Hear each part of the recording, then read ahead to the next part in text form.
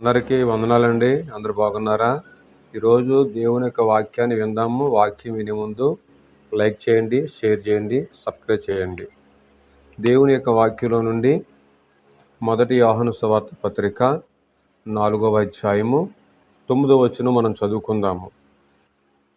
1 యోహాను పత్రిక 4వ అధ్యాయము 9వ వచనం చదువుకుందాము. మనము ఆయన ద్వారా జీవించున్నట్లు దేవుడు తన అద్వితీయ కుమారుణ్ణి లోకములోనికి పంపాను. దీని వలన దేవుడు మన యందు ఉంచిన ప్రేమ ప్రత్యక్షపరచబడెను. ప్రార్థన. ప్రేమ కలిగిన తండ్రి, పరిశుద్ధుడా, వందనాలు, స్తోత్రాలు. కొద్ది నిమిషంలో నీ వాక్యాన్ని ధ్యానిస్తుండగా మీరు మాతో మాట్లాడి మమ్మల్ని బలపరచమని, వినుచున్న ప్రతి ఒక్కొక్కరికి విశ్వాసము దయచేయమని యేసుక్రీస్తు నామమున నీ వాక్యాన్ని ప్రకటిస్తున్నాము తండ్రి. ఆమేన్. ప్రభునందు ప్రియమైన దేవుని బిడ్డలారా, మనం చదవబడిన వాక్యాన్ని ఒకసారి మనం జ్ఞాపకం చేసుకుంటే దేవుడు మనం ఉంచిన ప్రేమ కనబడుతుంది. అక్కడ దేవుడు మనకు చూపిస్తున్న ప్రేమ ఎటువంటిదో అక్కడ ప్రత్యక్షపరచబడుతుంది. కనుక దేవుడు మనము ఆయన ద్వారా జీవించినట్లు దేవుడే తన అద్వితీయ కుమారుని లోకంలోనికి పంపినట్లుగా మనం చూస్తున్నాము. ఆయన ఎవరో కాదు, ప్రభువైన యేసుక్రీస్తు వారు. దేవునికి స్తోత్రం కలుగునుగాక. కనుక పంపినండి ఇక్కడ దీని వలన దేవుడు మన యందు ఉంచిన ప్రేమ ప్రత్యక్షపడుతుంది. కనుక మనం ఆయన ద్వారా జీవించినట్లు దేవుడు తన అద్వితీయ కుమారుని లోకంలోనికి పంపనని మనం నమ్మాలి, విశ్వసించాలి. దీనివలన దేవుడు మన యందు ఒక ప్రేమను ప్రత్యక్షపరుస్తున్నాడు. అటువంటి ప్రేమలో మనం ఉండాలని మీకు కూడా తెలియజేస్తున్నాడు. దేవుని ప్రేమ గొప్పది, దేవుని ప్రేమ ఉన్నతమైనది, దేవుని ప్రేమ ఎంత వర్ణించినా తక్కువే. కనుక దేవుని ప్రేమ అద్భుతమైనది. దేవుడు ప్రేమించడానికి ఎంత గొప్ప సజెషన్ ఉందంటే, ప్రియమైన వాళ్ళరా, మనలను దేవుడు ప్రేమించాడు. మొదటిగా మనల్ని ఆయనే ప్రేమించాడు. హల్లెలూయా. 1 యోహాను 3:16 చూస్తే, ప్రియమైన వాళ్ళారా, ఆయన మన నిమిత్తము తన ప్రాణం పెట్టెను గనుక దీని వలన ప్రేమ ఎట్టుదని తెలుసుకొనుచున్నాము. దేవునికి స్తోత్రం. కనుక దేవుడు మొదటగా మనకు ప్రాణం పెట్టాడు. అందుకే ప్రాణం పెట్టినట్టుగా ప్రేమించాడు మనల్ని. ఆయన మన నిమిత్తము తన ప్రాణాన్ని పెట్టాడు. మరి ఆయన నిమిత్తం మనం ఏం చేయగలుగుతున్నాం? ప్రియమైన వాళ్ళారా, ఆలోచించండి. ఒక సువార్త పరిచయం చేయగలుగుతున్నామా? సువార్తను ప్రకటించగలుగుతున్నామా? ప్రాణం అంటే ప్రతి ఒక్కరికి భయం వస్తుంది. బ్రతకాలని, బ్రతికిన నీవు దేవుని సువార్తను ప్రకటించేవారుగా ఉండాలి. హల్లెలూయా. దేవుని యొక్క వాక్యం మరొకసారి చదువుతుంది. ఆయన మన నిమిత్తము తన ప్రాణమును పెట్టెను గనుక దీని వలన ప్రేమ ఎట్టుదని తెలుసుకొనుచున్నాము. హల్లెలూయా.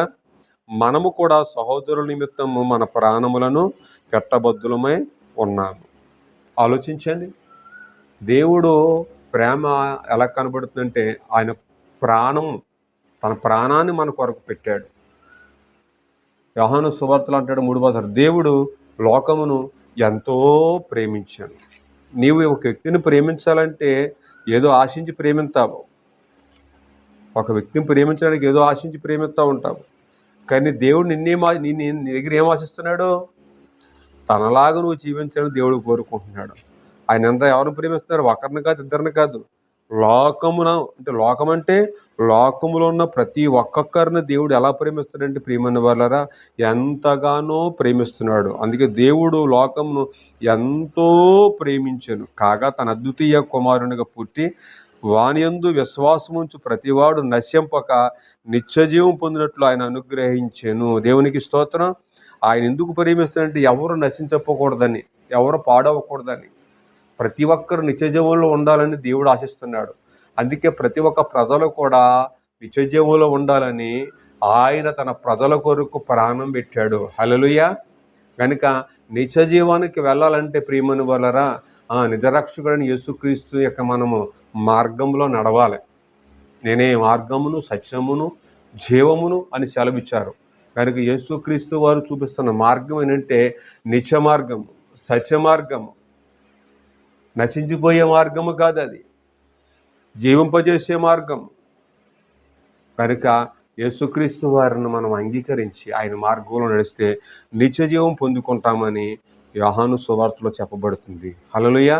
అంతేకాదు, అపోస్తలుడైన పౌలు అంటాడు, రోమీయులు రాసిన పత్రికలో అపోస్తలుడైన పౌలు గారు చెప్తున్న మాట, ప్రియమైన వాళ్ళరా, 5వ అధ్యాయము 8వ వచనం మీరు చూస్తే ఒకసారి, అక్కడ ఏమని ఉందంటే ప్రియమైన వాళ్ళ 5:8 అయితే దేవుడు మన ఎడల తన ప్రేమను వెల్లడపరిచి ఉన్నాడు. దేవునికి స్తోత్రం. ఇంకా దేవుడు మన పట్ల ఎందుకు తన ప్రేమను వెల్లడపరుచుంటే ఎట్లనగా మనం ఇంకనూ పాపులమై ఉండగానే క్రీస్తు మన కొరకు చనిపోయాను. మనం ఇంకా పాప జీవితంలో ఉన్నప్పుడే దేవుడు మన కొరకు తన ప్రాణాన్ని పెట్టాడు, చనిపోయాడు. అయితే ఆయన అంగీకరించిన మనము ఇంకా పాపపు జీవితంలోనికి వెళ్ళకూడదు, పాపపు ఆశలు మనలోనికి రాకూడదు, పాపపు కోరికలు మనలోనికి రాకూడదు. పరిశుద్ధత కలిగి జీవించాలి. ప్రభువు ఎలాగైతే పరిశుద్ధంగా జీవించారో అతి పవిత్రమైన జీవితం, పరిశుద్ధమైన జీవితం మనం నేర్చుకోవాలి, అవలంబించాలి. ఆ మార్గంలో మనము నడవాలి ప్రియమైన వారారా. అందుకే ఆయన చెప్తున్నాడు ప్రియమైన వారారా 5:8 మరొకసారి మరో 10 ఒకసారి మనం ఏలయనగా శత్రువులమై ఉండగా ఆయన కుమారుణ్ణి మరణము ద్వారా మనము దేవునితో సమాధానపరచబడిన ఎడల సమాధానపరచబడిన వారమై ఆయన జీవించుట చేత మరి నిశ్చయముగా రక్షింపబడదము. హల్లెలూయా. ఆలోచించండి. ఈ 8 నుండి 10 వరకు మనం చదువుకుంటే, మరొకసారి నేను చదువుతున్నాను, మీరు కూడా దయచేసి బైబిల్ తీసి చదివి చూడండి. అయితే దేవుడు మన ఎడల తన ప్రేమను వెల్లడపరుచుచున్నాడు.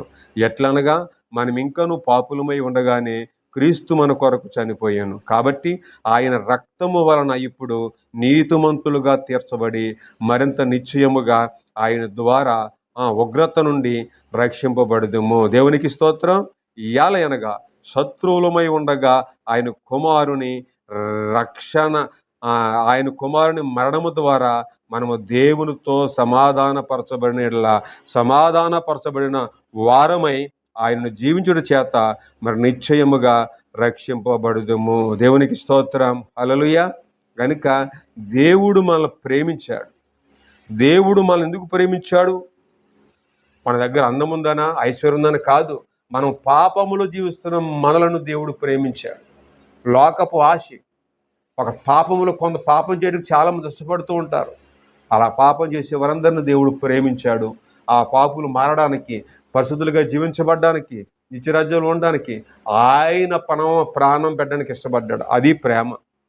ఎంత గొప్ప ప్రేమ! సిలువలో మన కొరకు ఆయన మరణించాడు. హల్లెలూయా. నేను ముగిస్తున్నాను ప్రియమైన వాళ్ళారా. దేవుని యొక్క సన్నిధానంలో మనం జ్ఞాపకం చేసుకోవాల్సిన విషయాలు చాలా ఉన్నాయి. ఈరోజు నువ్వు దేవుని వాక్యం వింటున్న నీవు ఈ ఆత్మీయ జీవితాన్ని కట్టుకోకపోతే ఏమవుతావు? నీ జీవితాన్ని ప్రస్తుతపరచకపోతే ఏమవుతావు? ఇంకా నువ్వు పాపంలో జీవిస్తున్నావా? లోకంలో జీవిస్తున్నావా? యేసుప్రభు నమ్ముతున్నానని చెప్పుకుంటూ నువ్వు లోకాశలు వెళ్ళి జీవిస్తున్నావా? అలా చేయొద్దు సుమా. దేవుని నమ్ముకుంటే నమ్మకత్వంగా దేవుని దగ్గర నువ్వు నిలబడు. అపనమ్మకంగా మాత్రం నువ్వు ఉండొద్దు ప్రియమైన వాళ్ళ. రోమపత్రిక 8:32 చెప్తున్నాడు ప్రియమైన వాళ్ళరా. తన సొంత కుమారుణ్ణి అనుగ్రహించుటకు వెనుక తీయక మనందరి కొరకు ఆయన అప్పగించబడిన వాడు. హల్లెలూయా. చూడండి, ఆయన సొంత కుమారుని వెనుక తీయలేదు, అప్పగించాడు తన ప్రాణం పెట్టుకోవడానికి. తండ్రి అయిన దేవుడు తన కుమారుని క్రీస్తుని మన కొరకు ప్రాణం పెట్టడానికి ఆయన ఇష్టపడ్డాడు. కనుక నీవు దేవుని సువార్త చేయడానికి ఇష్టపడు. నీ పిల్లలను సువార్త పనులు వాడబట్టడానికి ముందుకు నడిపించు. క్రీస్తు కొరకు నువ్వు జీవించు ప్రియమైన వాళ్ళారా. క్రీస్తు కొరకు జీవిస్తే దేవుడు మనలను ప్రేమించడానికి మనం ఒకరికొక పట్ల ప్రేమ కలిగి ఉంటాం. దేవుని వాక్యం అర్థం చేసుకుంటే నువ్వు ఇతరులను ప్రేమిస్తావు. దేవుడు ప్రేమించాడు, అటు ప్రేమ నీవు కూడా చూపించాలి. స్వార్థము తీసేయాలి, అసూయతనం తీసేయాలి, దురాశలు తీసేయాలి. ఒక మనిషిగా ప్రేమించడం నేర్చుకోవాలి. హల్లెలూయా. అందుకే అంటాడు ప్రియమైన వాళ్ళరా, మొదటి యోహాను పత్రిక 4:10 చూస్తే ప్రియమైన వాళ్ళరా, మనము దేవుణ్ణి ప్రేమించుతామని కాదు, తానే మనలను ప్రేమించి మన పాపములకు ప్రాయశ్చిత్తమై ఉండుటకు తన కుమారుణ్ణి పంపిణీ. ఇందులో ప్రేమ ఉన్నది. దేవుణ్ణి మనం ప్రేమించడం కాదండి, ఆయనే మనల్ని ప్రేమించాడు. నువ్వు మనుషులను ప్రేమించాలంటే వాడు నీకు ఏదన్నా పెడితే ప్రేమిస్తావు, ఆడు గొప్పవాడైతే ప్రేమిస్తావు. నువ్వు ఆడి దగ్గర ఏమీ లేకపోతే నువ్వేం ప్రేమించవు. ఆడి బేదోడైతే నువ్వు ప్రేమించలేవు. నీ బంధువుడు ఎవరిని ఉద్యోగం చేస్తే గొప్పడు అనుకుంటే వాడి పేరు చెప్పుకుని ఎంతో నువ్వు ప్రేమిస్తావు వాడిని, కానీ వాడు నిన్ను ప్రేమించడం జాగ్రత్త. ఆలోచించండి.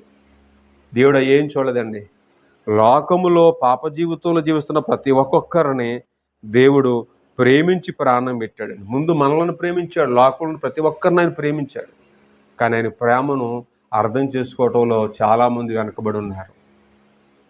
మనిషిని ఎలా ప్రేమించాలో, ఒక మనిషిగా ఎలా ప్రేమించాలో దేవుని ప్రేమ మనకు తెలియజేస్తుంది. ప్రేమని వల్ల కనుక నిన్ను వల్ల నీ పొరుగు వారిని ప్రేమించాలి.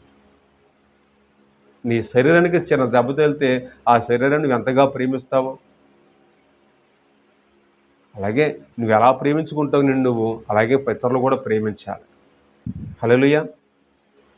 మనిషినిగా ప్రేమించిన వాడు సంతోషంగా ఉంటారండి. శత్రువు గల మనం చూస్తే ఒకరు కొట్టుకోవటం, చనిపోవడం తప్ప దానివల్ల ఏ ప్రయోజనము లేదు.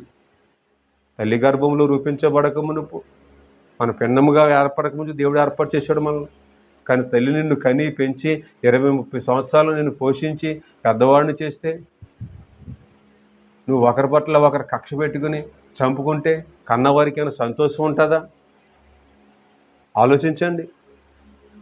కక్షలో ఎటువంటి మనుషుల మీద పెట్టుకుంటే ఒకరికొకరు ప్రేమ ఉంటుందా? ఉండదు. కనుక ప్రేమ కలిగి జీవిద్దాము. దేవుని కొరకు మనం సాక్షిగా ఉందాము. నిన్ను వల్ల నీ పొరుగు వారిని ప్రేమించమని వాక్యం చదివిస్తున్నట్లుగా దేవుడు మొదటగా మనల్ని ప్రేమించాడు కనుక మనము కూడా ప్రేమని వలన మన శత్రువులను ప్రేమిందాము, మన సహోదరులను ప్రేమిందాము. చాలామంది అన్నదమ్ములు ఉంటారు, అక్క చెల్లులు ఉంటారు, చిన్న సమస్యలు వస్తే మాట్లాడుకోవటం మానేస్తారండి.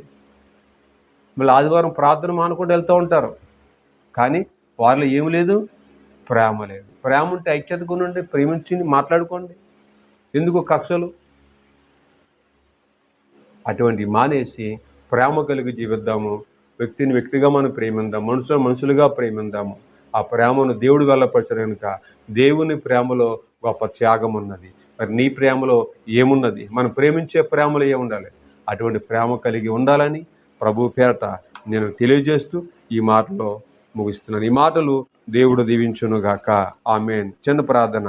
మహోన్నతుడా, పరిశుద్ధుడా, ప్రేమ నమ్మకం కలిగిన మా ప్రియ పరలోకపు తండ్రి, నీ పరిశుద్ధమైన, శ్రేష్టమైన, విలువైన, బలమైన, ఘనమైన నామను బట్టి స్తోత్రాలు.